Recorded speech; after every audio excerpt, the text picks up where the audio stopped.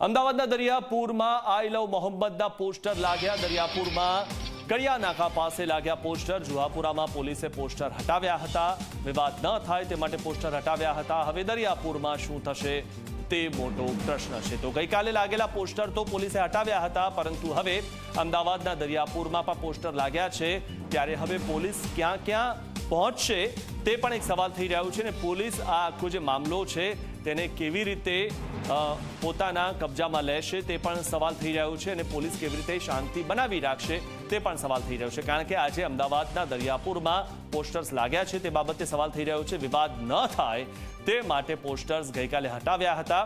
ગઈકાલે જુહાપુરામાં પોલીસે પોસ્ટર્સ હટાવ્યા હતા, ત્યારે દરિયાપુરમાં કડિયા નાકા પાસે આજે પોસ્ટર્સ લાગ્યા છે। આઈ લવ મોહમ્મદના પોસ્ટર લગાવવામાં આવ્યા છે અમદાવાદના દરિયાપુરમાં।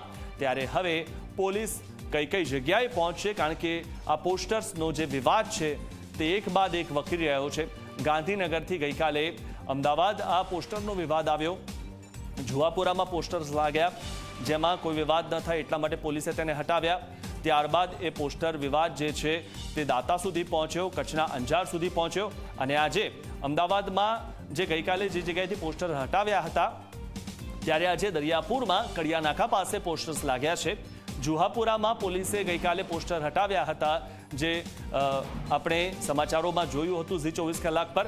ત્યારે વિવાદ ન થાય તે માટે પોસ્ટર્સ હટાવ્યા હતા ગઈકાલે પોલીસે, પરંતુ હવે દરિયાપુરમાં શું થશે તે મોટો પ્રશ્ન થઈ રહ્યો છે।